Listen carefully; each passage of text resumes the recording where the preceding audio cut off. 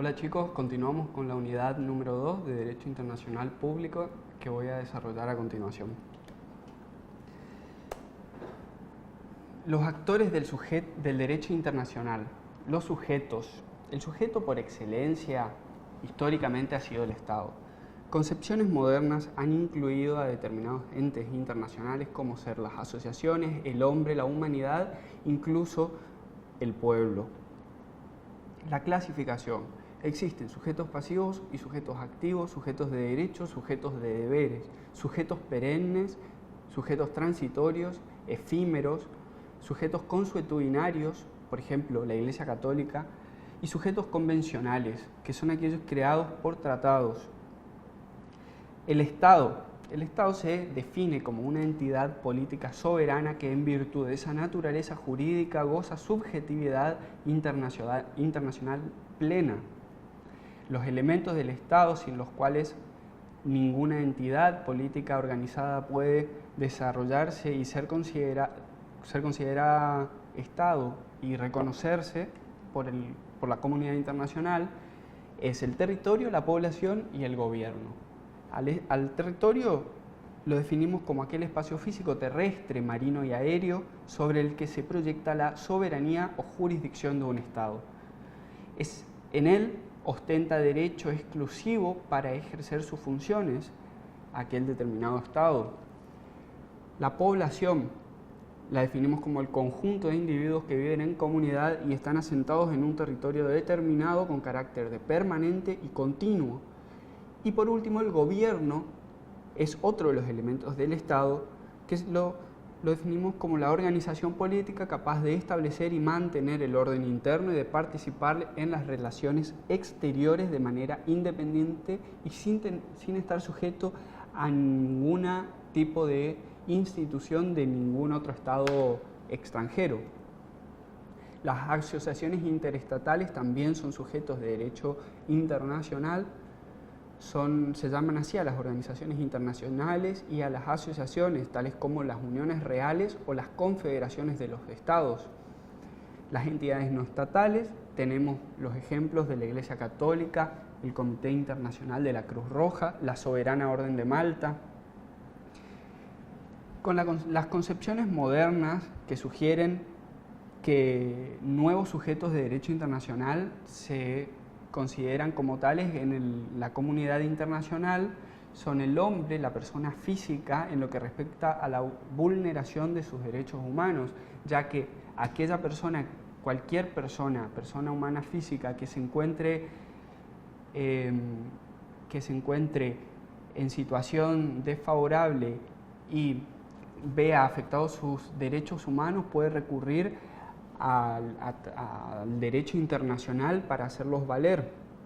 También otro nuevo sujeto de derecho internacional es la humanidad, los movimientos de liberación nacional y el pueblo, que es un concepto que se incluyó en la Carta de las Naciones Unidas. Es titular de derecho, por ejemplo, el derecho por excelencia del pueblo es el de la libre determinación. ¿Cómo se crean o se transforman y extinguen los estados? Se crean por fusión, que tiene lugar cuando varios estados se unen, dando lugar al nacimiento del nuevo estado independiente, o bien por emancipación, que tiene lugar cuando las colonias o provincias de un estado se separan de él, constituyéndose en nuevos estados independientes. Por desmembramiento también se puede crear un estado, cuando uno o varios estados se separan de la entidad única que formaban y pasan a ser otros estados independientes.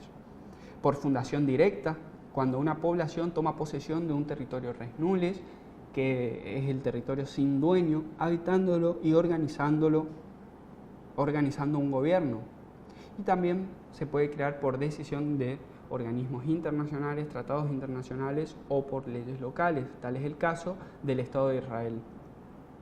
Extinción del Estado por su anexión total a otro Estado o su fraccionamiento por un acto voluntario del propio Estado, por ejemplo, el Estado de Texas, que decidió extinguirse como Estado para unirse a la Confederación de los Estados Unidos, y podría ser también en contra de su voluntad. Luego de una contienda con otros estados, el victorioso anexa su territorio al vencido.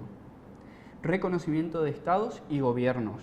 Es el acto libre y facultativo por el cual uno o más estados constatan la existencia sobre un determinado territorio de una sociedad humana políticamente organizada, independiente de cualquier otro estado existente, y manifiestan su voluntad de conocerlo como miembro de la comunidad internacional.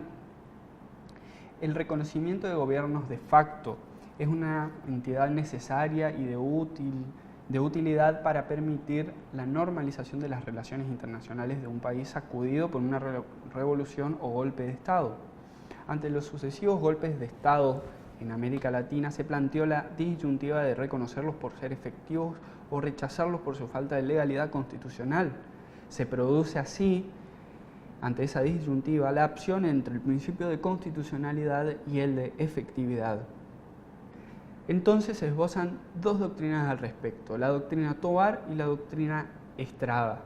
La doctrina Tovar sostiene que no se prohíbe el reconocimiento de un gobierno revolucionario, sino que debe postergarse su reconocimiento a un momento posterior a fin de que ese gobierno sea convalidado mediante el sufragio popular.